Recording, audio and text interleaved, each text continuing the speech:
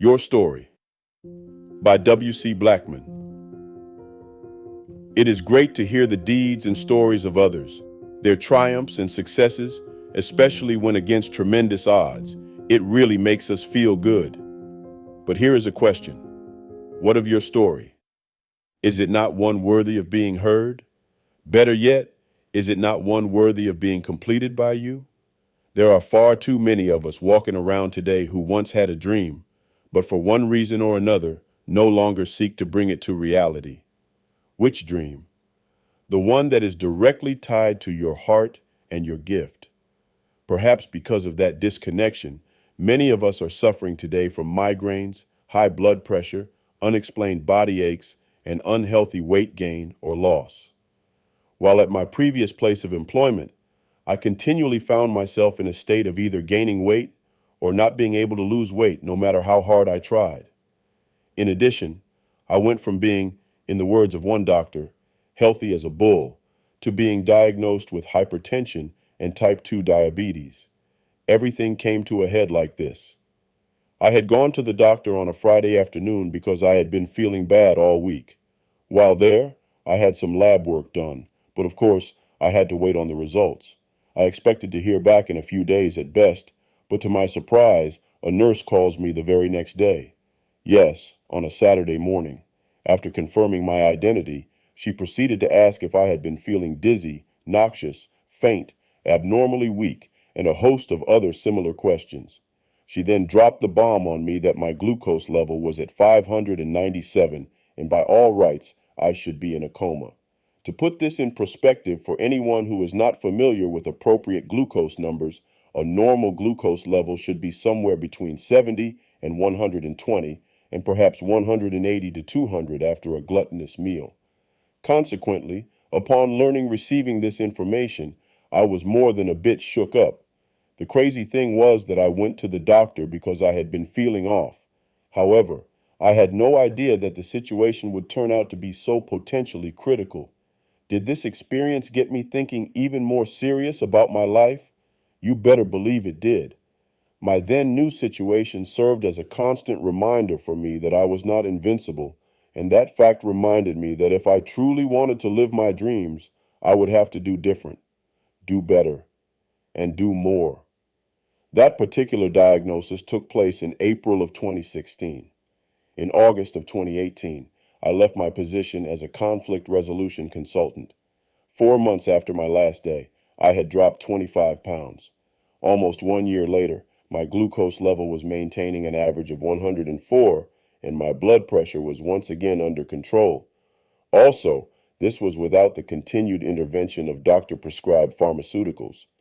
Rather, in finally giving into my passion, abilities, skills, and God-given talents, I allowed myself the opportunity to take the path that I was supposed to be traveling at that particular time.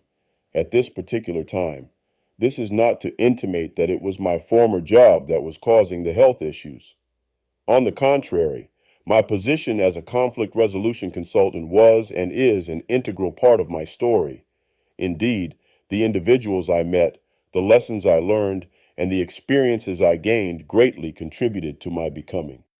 When reading or writing a story, the thing we must all remember is that no matter how good a chapter is or how much pleasure it provides, in order to finish the story, your story, to its completion, it is necessary to move on. I do not profess to be a doctor of any kind. However, by way of water, nature gives us a poignant example to follow. Good fresh water is nearly always moving. When it is not, it is either because it has come to an estuary, which can be defined as a place of transition. The other times are when a current of water has reached its path's end. While pondering on that, think on this as well. Water always follows the path of least resistance. Therefore, is it too far-fetched to believe that when the heart, spirit, mind, and body are not in sync, negative health issues are given to occur? With this in mind, know that I am speaking from experience when I say that when you do what your heart and mind loves, your body and therefore your health follows in that same upward direction. In contrast, when you regularly do things that you are not fond of, it takes a negative toll on your body, mind, and spirit. Due to circumstances, we sometimes have little choice in having to continue to make the very best of that unsatisfying job, situation, or relationship that events negativity and takes up a major portion of our lives. Keeping this reality in mind, I encourage you to find a way each day to use your gift to tap into some aspect of that thing which positively calls to your heart and spirit. No matter how small, dedicate yourself to it, and it won't be long before you will find that you are suddenly feeling not just better, but happier. When this is combined with the stepping away from toxic situations, the positive results are significantly multiplied. Jalaluddin Rumi wrote these wise words: "Don't be satisfied with stories, how things have gone with others. Unfold your own myth." I encourage the same. With your blood, breath, heart, mind, spirit, and love, write your story, and with help from God, finish it to completion. I look forward to hearing your particularly unique story as we continue our walk on this road of victory. Throughout the living of life, we read books, we see shows on television, we watch different shows or stories on our tablets, our phones, and various devices. We see movies on the big screen. All of these are stories. Some of them, many of them, are great.